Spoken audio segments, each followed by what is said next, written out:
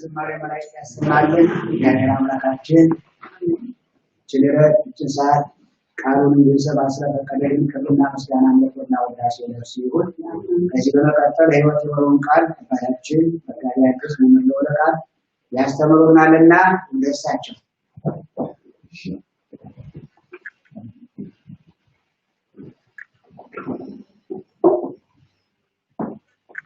ያስተምራችሁን ይቀበል። አሁን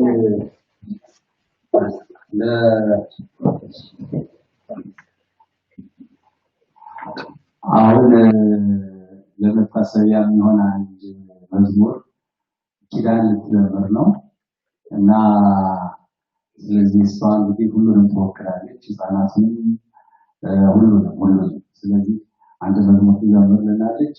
ዛሬ በጣም በቃ መምጣት ፈልጋለሁ ግድ ስላለች እና መዝሙሩን ማቅረብ ስላለች ነው የመጣችው። ስለዚህ አሁን መዝሙር ትዘምርልናለች።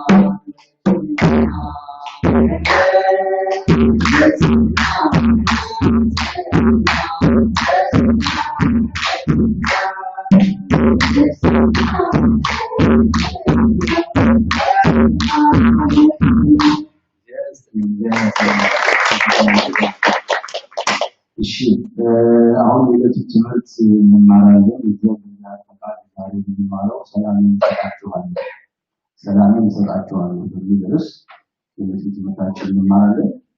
ዛሬ ስለሆነ ምሕረቱ ስለሆነ ሰላምና ክብር ለአምላካችን ለእግዚአብሔር ይሁን። እሺ አሁን የዮሐንስ ወንጌል ምዕራፍ 14 ቁጥር 23 ጀምረን ያነበብነው አይደል?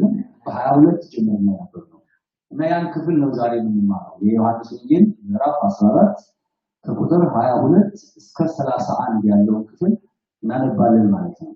የወንጌል የተነበበው ስጋው ደግሞ ለምንቀበል፣ ለምንቀድስ፣ ለምንቀርብ እንዲሁም ደግሞ ወደ ስጋው ደግሞ ለመቅረብ ለሚዘጋጁ ሁሉ ትምህርት እንዲሆን የሥርዓተ ቅዳሴው ማጠቃለያ ሲሆንና ወደ ቅዳሴ ከመግባታችን በፊት ነው።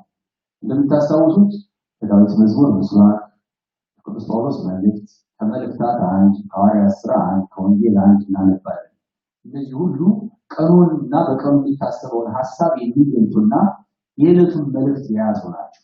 ስለዚህ ዛሬ የቤተክርስቲያን መልእክት ምንድን ነው? ዛሬ ቤተክርስቲያን ለልጆቿ የምታስተምረው ትምህርት ምንድን ነው? በዚህ ቀን የተነበበው ጌታ ወንጌል የሚናገረው ነገር ምንድን ነው ብለን ብናስብ ማዕከላዊ ነጥቡ ሰላሜን እሰጣችኋለሁ፣ ሰላምን እሰጣችኋለሁ፣ ሰላምን እሰጣችኋለሁ። ሰላም ዓለም የሚሰጠው ሰላም አይደለም የሚለውና ይህም ሰላም ከሚሰጠን ከጸጋ መንፈስ የተነሳ የሚሆን እንደሆነ የሚያስታውሰን ክፍል ነው። ስለዚህ ቁጥር 22ን ለመረዳት መጀመሪያ ትንሽ ወደ ኋላ ሄደት ብለን ቁጥር 18 መጀመሪያ አለብን። ሐሳቡ ምንድን ነው የሚለው? ጌታችን ወደ መስቀል ከመሄዱ በፊት የተናገረው ቃል የሐሙስ ዕለት ትምህርት ነው። ወላጆች እንደሌላቸው ልጆች አልተዋችሁም። ይህ ምዕራፍ የሚጀምረው እንደምታስታውሱት ልባችሁ አይጨነቅ በእግዚአብሔር መኑ በእኔ ደግሞ መኑ ነው የሚጀምረው እና ወላጆች እንደሌላቸው ልጆች አልተዋችሁም፣ ወደ እናንተ እመጣለሁ፣ ገና ጥቂት ዘመን አለ፣ ከዚያም በኋላ ዓለም አያየኝም፣ እናንተ ግን ታዩኛላችሁ፣ እኔ ሕያው ነኝና እናንተ ደግሞ ሕያዋን ትሆናላችሁ። እኔ በአባቴ እንዳለው እናንተም በእኔ እንዳላችሁ እኔም በእናንተ እንዳለው በዚያን ጊዜ ታውቃላችሁ። ትእዛዜ በእርሱ ዘንድ ያለች የሚጠብቃትን የሚወደኝ እርሱ ነው። የሚወደኝን አባቴ ይወደዋል፣ እኔም እወደዋለሁ፣ ራሴን እገልጥለታለሁ አለ ማለት ነው። እንግዲህ የዛሬው ሐሳብ ከዚህ ነው የሚነሳው። ምን አለ ጌታ? እንደሙት ልጅ አልተዋችሁም፣ እኔ አልተዋችሁም፣ አልጥላችሁም። ጥቂት ዘመን አለ ከእናንተ የምወሰድበት፣ ነገር ግን አይዟችሁ፣ ሕያዋን አድርጌ አከብራችኋለሁ። እኔ በአባቴ እንዳለው እኔም በእናንተ እንዳለው እኔም በእናንተ በእኔ እንዳላችሁ በዚያ ቀን ታውቃላችሁ። እኔ ስለዚህ እኔ በአብ እንዳለው አብን በእኔ እንዳለ እኔም ደግሞ በእናንተ እንዳለው ታውቃላችሁ አላቸው። እና ከዚያ ይህን ካለ በኋላ ምን አላቸው? የሚወደኝ ትእዛዜን ይጠብቃል። ትእዛዜን የሚጠብቀው ወደሚጠብቀው ደግሞ እኔም አባቴም እንመጣለን፣ በዚያ ሰው ሕይወት ማደሪያ እናደርጋለን። ራሴንም እገልጥለታለሁ፣ ራሴንም እገልጥለታለሁ። አሁን ያስቆሩት ይሁዳ ምንድን ያለው? ጌታ ሆይ ለዓለም ሳይሆን ራስህን ለኛ ልትገልጥ ያለህ እንዴት ነው አለ። ይህ ነው ትልቁ ጥያቄ። ለዓለም ሳይሆን ለኛ ራስህን የምትገልጥበት መንገድ ነው እንዴት ነው አለ። ምን ብሎ ቢመልስ ነው ጌታ?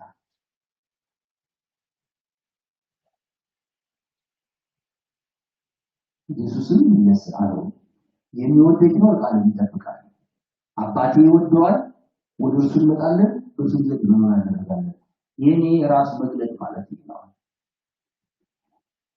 ጌታ ራሱን እንዲገልጥልን ከፈለግን ምንድን ነው የምናስበው ማለት ነው? ይህ ጌታ ራሱን መግለጥ ማለት ጌታ ራሱን የገለጠላት ነፍስ ማለት ማደሪያ ያደረጋት ነፍስ ማለት በእሱ የከበረች ነፍስ ማለት ትእዛዙን የምትጠብቅ ነፍስ ናት። ትእዛዙን በምትጠብቅ ነፍስ ውስጥ እሱም አባቱም የባህሪው መንፈስ ቅዱስ ያድሩበታል። ምክንያቱም መንፈስ ቅዱስ ይሰጣችኋል ብሏል። መንፈስ ቅዱስ ይሰጣችኋል ስላለ አጥራቢ ይመጣል ስላለ አሁን ስለሱና ስለአባቱ ደግሞ ይናገራል።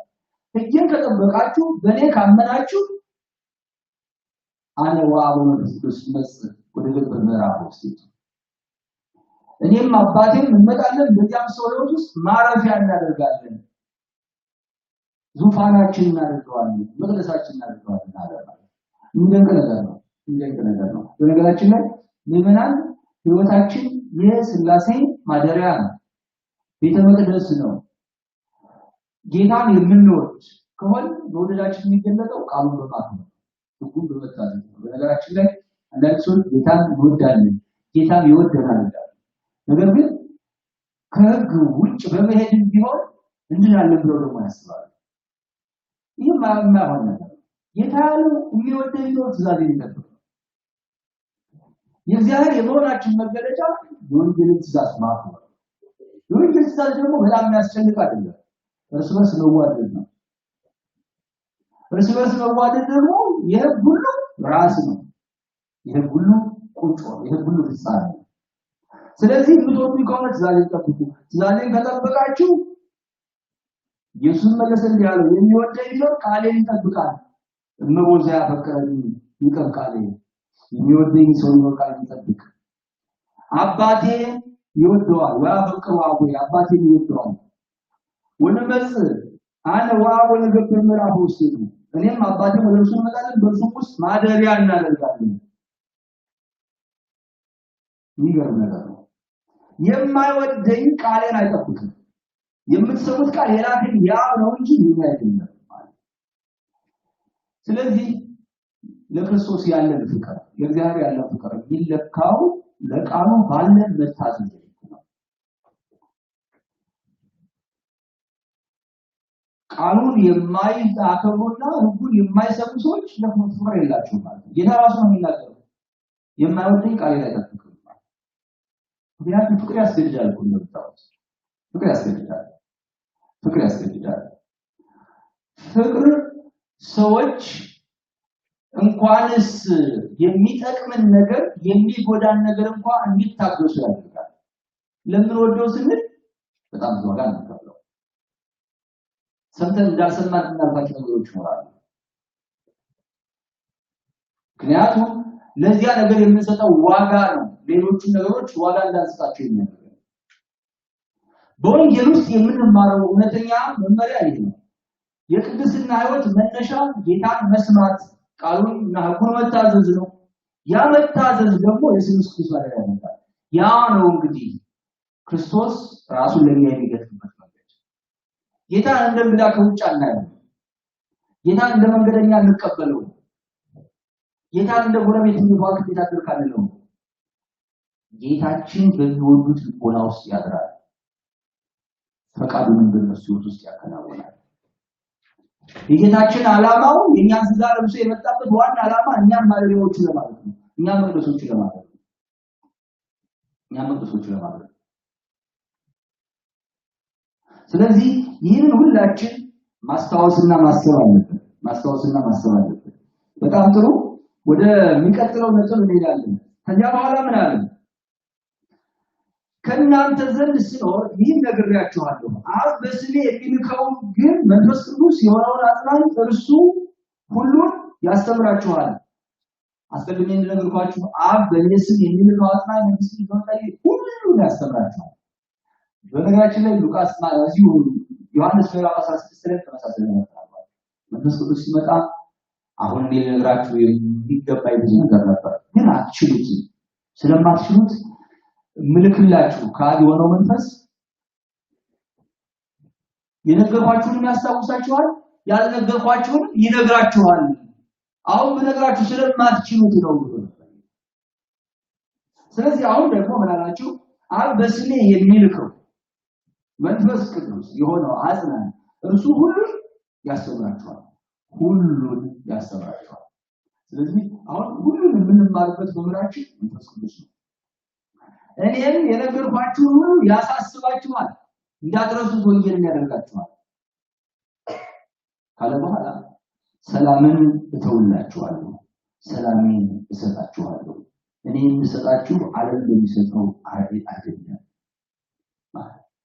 ሰላምን እተውላችኋለሁ። እኔ ወደ ሰማይ ስሄድ ትችላችሁ የሚሄደው ትልቅ ነገር ነው። የአእምሮ ሰላም ነው፣ የውስጥ እረፍት ነው። መንፈስ ቅዱስ የሰላም ፍሬ እንድታፈሩ የመንፈስ ፍሬ እንድታፈሩ ያደርጋችኋል። ስለዚህ እኔም ሰላምን እተውላችኋለሁ፣ ከኔ የሚገኘውን ሰላም እሰጣችኋለሁ። እኔ የምሰጠው ሰላም ደግሞ ዓለም የሚሰጠው ሰላም በጣም ይለያል። እንደምታውቁት ዓለም ሰላም የሚባለው እንደሆነ ሁላችንም እናውቃለን። ብዙ ሰዎች እንኳን እስር ቤት ቢኖሩ ጦርነት ከሌለ ሰላም አይደለም። ብዙ ሰዎች እንኳን በከተማ ጦማቸው ቢያድሩ ጦርነት ከሌለ ሰላም አይደለም። ብዙ ጊዜ ሰላም የምንለው ባይን የሚታይ ግዙፍ የሆነ ሁከት ከሌለ ማለት ነው። ነገር ግን ዓለም ሰላም ዋጋው ነው ስለማለት አሁን ደግሞ እንደምታዩት ነገር ሁሉ ምስቅል ያለበት ዘመን ነው። ተወስጋው ይዋጋል፣ ፖለቲከኞችም ይጣላሉ፣ ምድርም ብዙ ዳት ተሸክማ ነው ያለችው። ብዙ ዳት ተሸክማ ነው ያለችው። ጌታ ምን አይነት ሰላም ነው ጌታ ታደርገኛ የሚሰጠው? ምን አይነት ሰላም ነው ጌታ የሚሰጠው? ሰላም በእኛ ውስጥ የሚኖር ሰላም ነው። ይህ ሰላም ደግሞ ሁከትን መከራም ክፉም ቀን ሲመጣ ከኛ የማይወሰድ ለሐዋርያት የተሰጠው አይነት ሰላም ታስታውሱ እንደሆነ ስለ ክርስቶስ ሲነቀፉና ሲታሰሩ ሲገረፉ ሳይቀር እንደተሸለመ ሰው በስሏቸው ይተደረገ ነው። በጣም የሚደንቅ ነገር፣ በጣም የሚገርም ነገር። ምን ማለት ነው? ማለት የሌሎች ሰዎች ችግርና በትር ሰላማቸውን አልወሰደባቸው ማለት ነው። እንደውም እንደተሸለመ ሰው ነበር ይባላል። ሰማዕታት በመከራ ውስጥ ሲያልፉ በእሳት ውስጥ ሲያልፉ ከፊታቸው የመከፋት ነገር ሳይሆን የዝማሬው ፊት ይታይባቸው ነበር ይባላል። ለወደደን ካቀታችን በደሙ ላጠሩ እያሉ የዘመሩ መከራ ውስጥ ያልፉ ነበር ይባላል። ስለዚህ ይህ ሰላም ማንም ሊሰጠንም ሊነጥቀንም የማይችል ያ በገንዘብ ያገኘነው አይደለም፣ ከሀብት ጋር የተገናኘ አይደለም፣ ከዘመድ ጋር የተገናኘ አይደለም። በውስጥ በመንፈሳችን አማካችን የሚያሳድረው ከማመን የተነሳ የሚሰጠን የውስጥ ሰላም። ይህን ሰላም ሰጣችኋለሁ፣ ዓለም ከሚሰጠው ሰላም የተለየ ሰላም ሰጣችኋለሁ። ዛሬ ሰላም ናችሁ ነገ የምታሉትን ሳይሆን የውስጥ ረፍት የሚሰጠውን ሰላም ሰጣችኋለሁ ማለት ነው። ይህ ሁሉ ሰላም ለማን ነው የሚሰጠው? ለእኛና ለእግዚአብሔር። አምላካችን እግዚአብሔር የሚያምኑትን የሚያድን የሚያሳርፍ አምላክ ነው። ይቅርታውና ምሕረቱ ለሁላችን የሆነ የቸርነት አምላክ ነው። ስለዚህ ሰላሜን እሰጣችኋለሁ፣ ሰላሜን እሰጣችኋለሁ። እኔ የምሰጣችሁ ዓለም እንደሚሰጠው አይደለም። ልባችሁ አይታወክ አይፍራ። ስለዚህ ልባችሁ አይራሽባችሁ። ቁጣም ላይ እንደተነገረው በዚህ ዓለም ነው በሬ ደግሞ ሆኖ ካመናችሁ ሰላም አላችሁ። በነገራችን ላይ የሁከት ትልቁ ምንጩ አለማመን ነው። በጣም እርግጠኛ ባልሆንበት ነገር ላይ ሰላም እናጣለን። ምን ይሆን ነገር ይላል። አሁን ለምሳሌ በዚህ ዘመን ሰው ሁሉ ለህይወቱ እርግጠኛ ያልሆነበት ዘመን፣ በጣም ሁሉ ሰው ተሳቆ ነው የሚንቀሳቀስ። ምን እንደሚሆን አያውቅም። ነገር ግን በእውነትና በቅድስና ህይወታችን እየጠበቀን ራሳችንን እያከበርን በተሰጠን በተፈቀደልን መልክ ህይወታችንን እንመራ ከሆነ አምላካችን ሰላምን ይሰጠናል፣ ሰላምን ያበዛልናል። ከዚያስ ምን ይላል?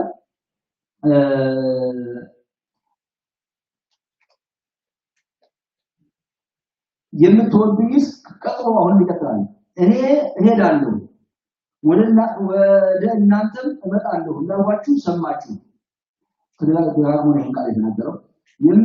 የምትወዱኝስ ብትሆኑ ከኔ አብ ይበልጣልና ወደ አብ በመሄድ ደስ ባላችሁ ነበር። ምክንያቱም ከፍቷቸው ነበር ይሄዳሉ ይላል። ስራቸው በጣም ከፍቷቸዋልና የምትወዱኝስ ከሆነ ከኔ አብ ይበልጣልና ወደ አብ በመሄድ ደስ ባላችሁ። ለምን ነው ከኔ አብ ይበልጣል? እውነት ነው። የታሰብኩ ማለት ስጋሎች ማለት እንኳን አብ እንኳን ከአብ ከመላእክት አንሷል ጌታ፣ ከመላእክት አንሷል ጌታ።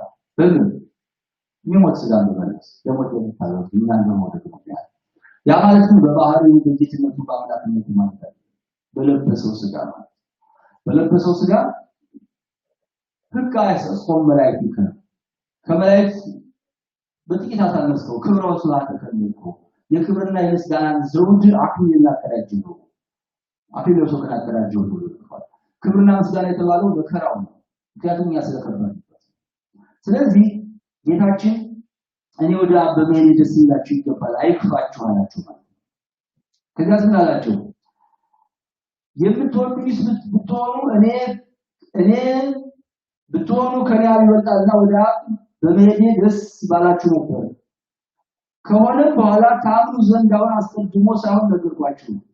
ከእንግዲህ ወዲህ ከእናንተ ጋር ብዙ አልናገርም፣ የዚህ ዓለም ግዥ ይመጣልና በእኔ ላይም አንዳች የለውም ማለት ዲያብሎስ እኔ ሊከስ በፈሪሳውያን በአይሁድ አጥሮ ይመጣል። ታስታውሱ እንደሆነ በገዳመ ቆሮንቶስ ሁሉም ደረ የሰይጣን ከኋላ ሁሉ አባሮት ነበር። በኋላ ግን በካህናት በጸሐፍት በፈሪሳውያን በይሁዳ አጥሮ ጌታ ወደ ጌታ ነው ዲያብሎስ ወደ ጌታ መጥቷል። ሊፈትነው ማለት ነው። ሊፈትነው በካህናት በጸሐፍት በፈሪሳውያን አጥሮ ሊፈትነው ወደ ጌታ መጥቷል። በኋላ ይከሰዋል። ግን ባደረቱ ስተት አንዳች ነገር አልተገኘበትም። ወይ ይረክም በላይ ነው ይላል። በኔ ላይ ግን አንዳች ነገር አያገኝም አላቸው። በኔ ላይ ግን አንዳች የለውም አያገኝም። ነገር ግን አብን እንድወድ ዓለም ሊያውቅ አብ እንዳዘዘኝ እንዲሁ አደርጋለሁ። ተነሱ በዚህ ይላላችሁ ማለት እንዲሁ አደርጋለሁ ማለት ስለመስቀሉ ስለቆየ ለአባቴን ያለኝን ፍቅርና መታዘዝ ለመግለጥ ምንም በኔ ላይ ባያገኝብኝ ይኸውኔ በመከራ ውስጥ በመስቀሉ ውስጥ አልፌ ወደዚያ ሄዳለሁ ብሏላቸው። ስለዚህ የዛሬው ጠቅላላ ክፍለ ወንጌል የሚናገረው አንድ እንዴት ጌታችን ራሱን ለማን ነው። ስለዚህ ጌታችን ለኛ የሚገልጸው ለሱ ነው። ሁሉ ጊዜ የምናገረው አንድ ምሳሌ ዛሬ ልትገባችሁና ልጨርስ ነው። አንድ ሀብታም ሰው ነበር ይባላል። ነገስታትን ጳጳሳትን ሁሉ ሊጋብዝ ነው። እና አንድ ቀን በሁለት ጌታዬ ለምንድነው ለኔ ራስህን ማጥፋት አለ። እና በቃ ከደው ሲያለቅ ቆይቶ እንደንቀልፍ ሲይዘው በልመጣለሁ በዚህ ቀንና ጠብቀኝ ይለዋል። ያ ሰው በሚገባ ቤቱን አዘጋጅቶ ሰራተኞቹ ሁሉ ለቁም ስላቸው እያሳዩ ይሄን አብስሩ ይሄን ስሩ ትልቅ እንግዳ ሊመጣብኝ ነው ይላል። ቤቱን ሁሉ አሳመረ። መጨረሻ ላይ በሚገባ ልብሱን ለብሶ ተዘጋጅቶ በር ላይ ተጠብቆ ጀመረ። ልክ 3 ሰዓት በአገራችን ታተማይ ሲሆን አንድ እጅግ በጣም ለማየት የሚያስፈራዳ ስለ ቸሩ እግዚአብሔር ስለ መድኃኔዓለም ማለት እግዚአብሔር ብሎ ተደረገው በጣም ኮስተር ነው ማለት ነው። ከዚያ በኋላ ሰውየው አሁንም ይጠብቃል። ሲጠብቅ ደረፈደና ምሳት ደረሰ። ጌታን እንደሰው ቀጠሮ ያከብሩ ይላል። አሁንም እንደገና ቤቱ ሲወጣ ሲገባ ምን ሲቆይና እንደዚህ ሳለ ደግሞ አንዲት በጣም ለማየት ብታስቅ በጣም የተንገላታች ጃሲ ስለ ቸሩ እግዚአብሔር ስለ መድኃኔዓለም አለች። ይህ ሰው ቤት ሆኖ የቤትን ጣጣ የሚያቃለስ ሚሊዮኖች በማሽን ነው የሚፈለፈሉት እግዚአብሔር ይስጥሽ ብሎ አሰናብቷት ማለት ነው።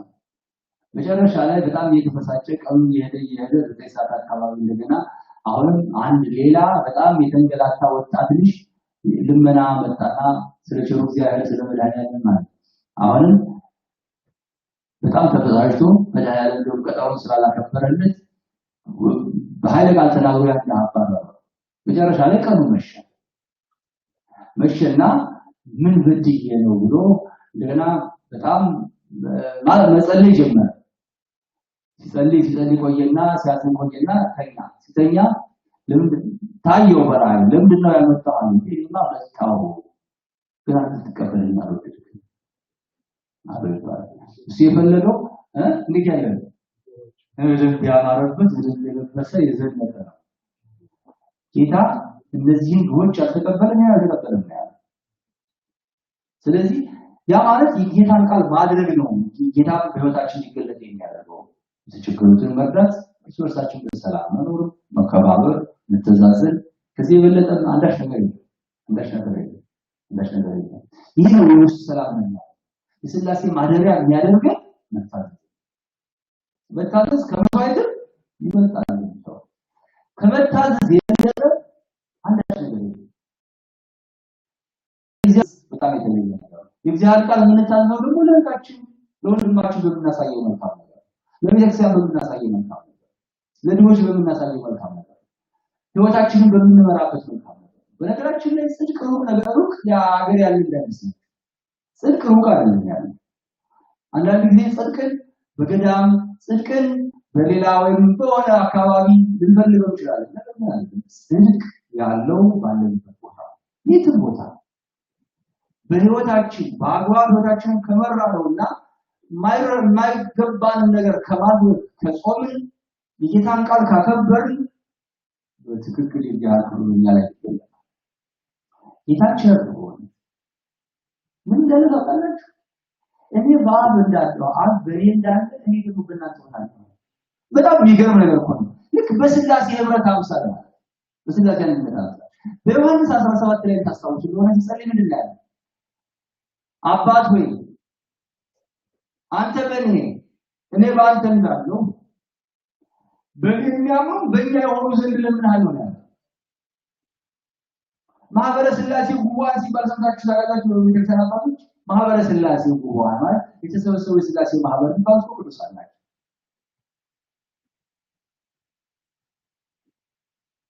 ስለዚህ የሥላሴ ማደሪያ የሚያደርገን የጌታን ቃል መውደድ እና ጌታን ቃል የሚወደኝ ነው ትእዛዝ የሚጠብቅ ይሄ ነው የወንጌል ቁልፍ ቃል። አንዳንድ ሰዎች ነገር ድህነትን ከወንጌል አወጥተው በሌላ መንገድ ሊያሳዩ ይሞክራሉ። መዳን ማለት ጌታን ከመውደድ የተነሳ የእግዚአብሔርን ቃል ያከበሩ ነው። የዳኑ ሰዎች መገለጫ ጌታን መውደድ ነው። መውደዳቸው የሚገለጠው ቃሉ በማክበር ነው። የዳኑ ሰዎች መገለጫ በወይን ግንዱ ላይ መብቀል ነው። ከዚያም የወይኑን ባህሪ አድርጎ የወይን ፍሬ ማፍራት ካላፈሩ ግን ይቆረጣል። ቀጥሎ ባለው 15:1 ላይ እሱ ነው የምናነበው ዮሐንስ ወንጌል 15:1። ስለዚህ ሁላችንም ማሰብና መዘጋጀት ያለብን በእውነት እንዴት አምላካችን የምሕረት አምላክ እንደሆነ እንዴት አምላካችን የይቅርታ አምላክ እንደሆነ ለሚወዱት እንዴት ክብሩን እንደሚገልጽ ነው። ለጌታችን ክብሩን ይገልጻል። አባ ጳውሎስ የሚባለው ደግሞ አንድ አባት እንደዚሁ በቃ ጌታ ማየት ፈልጉ ነበር ይባላል። በጣም እንደው አንድ ቀን ማየት ፈልጋለሁ እና በጣም ሰጋጅ ነበሩ ይባላል። ስግደት በጣም ይሰሩ ነበር። እንደ ዝርት ነበረ ሰውነታቸው በሽታው ነበር እና ሲሰግዱ ሲጸልዩ ነው አንድ ቀን እልፍ እንግዲህ እስከ 10,000 ድረስ ሰው ያለው አይመስልም ማለት እስከ 10,000 ድረስ ሰግዱ ነበር ይባላል። እንዲህ ይወው እየሰገዱ እየጸለዩ እያለ አንድ ቀን በጣም በሚገርም ሁኔታ ቤት እንዳሉ ሰዎች እየጸለዩ እየሰገዱ እየተመስሉ እያሉ ጌታ ይገለጥላቸዋል። ጳውሎስ ምን ታደርጋለህ አላቸው። አንተን አግኝቼ አሉት። በዚህ ጊዜ ጌታ እኔም እኮ አንተን ለማግኘት እንደዚህ ሆኛለሁ ብሎ ልክ በመስቀል ላይ እንዳለው ነው ታያቸው ይባላል። ጌታዬ ሆይ ምን አድርጌ ብሎ አንድም እንዳልሰገዱ ቆጥረው በምህረት ማረን ብለው አልቅሱ ይባላል። ስለዚህኛ ምን ነገር ካደረግን ያርግ ያኩለለም ይመጣው ይየሰው ይየሰልይ እግዚአብሔር ሁሉ ያደረገው በጣም ጽድቃችን ይቆጥራል። ያልሆነው ምንድነው? የክርስቶስ መስጠታችን ማለት ስለማንችል ድካማችን ስለማናይ ከዚያ ጊዜ ጀምሮ ጳውሎስ ጨርሶ አንድ ቀን እንደጾሙ እንደጸለዩ ያስቡ ነበር ይባላል። ሁልጊዜ ጌታችን ለኛ ያደረገው ነገር ስናስብ በተለየ ትናሱን ማምለክ እንጀምራለን። ስለዚህ ጌታ ራሱ ይገልጣል። የሞት መንገድ ገልጾላቸዋል። የመስቀል ነገር ያሰው ሲሄዱ ለምታሰው ለማርያም ራሱ ገልጾላታል። ከዚህ ሁሉ በላይ ደግሞ ለጳውሎስ ራሱ ገልጾላታል። አሁን ደግሞ ለሚያምኑት ሁሉ ለሚወዱት ሁሉ ቃሉን ለሚያደርጉት ሁሉ ጌታ ራሱ ይገልጣል። ነው ልጅኩን ያንኳኳሉ ማለት በሩን ቢከፍትልህ ይሰማል ያከብራል ሁሉ ገባል ከሱ ጋር ተበላል። እውነተኛ ሰላም ከጌታ ጋር ከመሆን የሚገኝ ሰላም ነው። ጌታ ባለበት ሰላም አለ፣ እረፍት አለ። ስለዚህ የተነሳ ሁላችንም በሰላምና በፍቅር አምላካችን ያከበረን ነው ይገባል። ያስተማረን የመከረን እግዚአብሔር ይመስገን። ክብርና ምስጋና ለስሙ ይሁን። አሜን። እግዚአብሔር ሁላችንም ይባርክ።